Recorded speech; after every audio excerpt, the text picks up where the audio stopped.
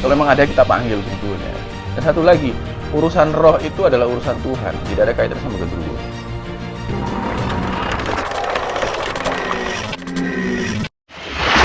Rahayu, rahayu, rahayu. Apa kabar semuanya? Nah, teman-teman, kalau misalkan kalian ngelihat berita kemarin ya, ada salah satu berita yang cukup menghebohkan tentang seorang anak kecil usia kurang lebih 7 tahun.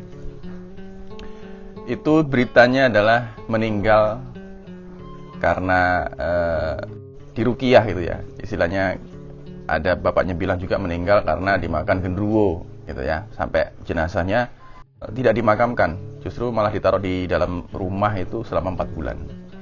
Nah, ini cukup mengenaskan ya, istilahnya cukup memprihatinkan, dan saya juga cukup miris melihat berita ini. Makanya membuat saya akhirnya membuat video ini ya. Karena menurut saya ini memang harus ada pemahaman lebih lanjut mengenai hal ini agar semua masyarakat awam itu juga mengerti. Nah, jadi gini, menurut saya kalau saya lihat kasusnya, ini adalah ada seorang dukun yang bernama Haryanto ya, Bapak Haryanto dengan asistennya yang namanya disebut Budi kalau nggak salah ya. Haryanto sendiri menurut saya ini adalah seorang oknum yang kalau saya lihat ini dia hanya ingin mencari popularitas dan ingin cari uang sebenarnya. Ya maaf ngomong, kalau saya lihat sendiri beliau ini nggak ngerti sebenarnya tentang spiritualitas. Ya. Nah, ini dengan adanya kasus ini akhirnya menambah istilahnya sisi negatif. Karena ada berita ini membawa spiritual, akhirnya membuat citra dari spiritual tuh ya begitu lagi akhirnya. Dan dia juga pakai nama ruqyah. Akhirnya membuat dari sisi agama juga negatif lagi gitu kan. Ya sebenarnya sama aja, istilahnya dua-duanya ada sisi negatifnya kalau misalkan digunakan dengan cara yang tidak baik. Jadi gini, anak ini sebenarnya menurut saya, ya kalau memang kenapa harus disalahin genderuwo? Sedangkan genderuwonya tidak ada urusan sebenarnya dengan hal ini. Saya lihat sendiri memang nggak ada urusannya genderuwo, nggak ada genderuwonya itu. Kalau memang ada kita panggil genderuwonya, itu ya. Sebenarnya nggak ada genderuwonya itu. Ini memang pure anaknya itu memang hiperaktif. Anaknya hiperaktif, orang tuanya kewalahan, kebingungan. Dilala ada oknum yang memanfaatkan hal ini karena dia pengen popularitas, pengen cari uang. Digunakanlah anak ini untuk uji coba sebenarnya. Ya saya sebelum bikin video ini saya lihat dulu dari videonya, saya rasakan, terus terang saya juga melihat ke sana. Sebenarnya ini apa sih yang terjadi? Ya ini yang terjadi adalah ini oknum ini mau cari uang. Ya saya bisa tegaskan ini oknum ini tidak ngerti tentang spiritualitas, tidak ngerti mengenai pengobatan sebenarnya. Ya, karena ruqyah sendiri atau dengan bahasa lain itu eksorsis ya, dengan bahasa lainnya itu ruqyah atau dengan bahasa Jawanya ngeruat, nggak ada dengan cara-cara seperti itu. Nah ini perlu diketahui juga. Jadi kalau misalkan ada orang yang mau berusaha meruqyah atau ngeruat dengan cara menenggelamkan anak di dalam air, itu sudah salah sekali. Karena itu kalau memang andaikan anak ini benar ada yang nempel gitulah ya, entah itu roh genderuwo apa segala macam, nggak ada pengaruhnya dengan ditenggelamkan di air. Yang ada jasadnya malah mati, malah meninggal. Dan satu lagi, urusan roh itu adalah urusan Tuhan, tidak ada kaitannya sama genderuwo. Itu mutlak hak prerogatif Tuhan ya, mutlak urusan roh itu. Ya. Nah, lalu anak kecil yang masih suci ya, masih usia segitu itu masih bersih, itu sebenarnya nggak bisa ditempelin dengan hal-hal gaib. Apalagi yang negatif-negatif, nggak bisa, karena ini anak masih bersih. Ya, paling kalau sawan itu kena sawap karena dia takut melihat sesuatu, itu bisa.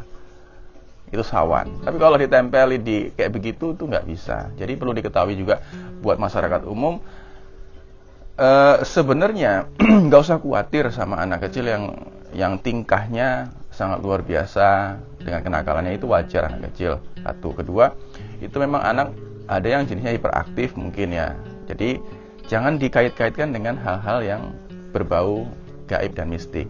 Karena anak kecil itu memang sudah ada yang jaga dan dia masih suci. Jadi yang negatif itu nggak bisa mau sembarangan mau gangguin atau menempelin anak kecil itu nggak bisa sebenarnya. Ya, nah jadi harus dipahami juga gitu. Dan dilihat nih, kalau orang ini nawarin jasanya untuk meruqyah, nah itu pasti kan sudah nggak benar sebenarnya menurut saya loh ya, karena apa, itu sudah jelas mau cari uang gitu loh ya.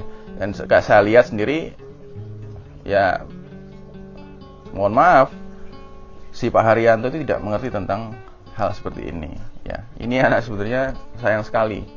Sebenarnya anak ini sendiri malah justru dia memiliki intuisi yang cukup kuat sebenarnya anak ini, dan juga ini anak kedepannya harusnya memiliki kecerdasan yang juga cukup bagus ya. Jadi sangat sayang sekali akhirnya kalau saya lihat ini hanya uji coba oknum ini, si Haryanto ini ya. Jadi nah ini cukup harus dipahami lagi buat orang-orang awam yang belum mengerti tentang ruqyah, belum mengerti tentang ngeruat atau eksorsis gitu ya. Jadi nggak ada yang ngeruat dengan cara menenggelamkan orang di dalam air itu, kecuali kungkum. Kalau kungkum masih ada di kungkum, dan itu pun cuma segini ya, di kungkum dia untuk direndam segini, bukan sama kepalanya. Apalagi itu masih anak kecil nggak mungkin sampai seperti itu. Dan anak kecil setahu saya adalah tidak bisa ditempelin atau digandolin, apalagi bentuknya genderuwo. Dan genderuwo juga ini perlu diketahui, tidak semua genderuwo itu buruk ya. Ada juga genderuwo yang baik, ada juga genderuwo yang ingin ibadah juga banyak ya. Jangan berpikir kalau misalnya udah genderuwo naik negatif, belum tentu. Kalau masih menyamaratakan berarti itu dukunnya belum ngerti.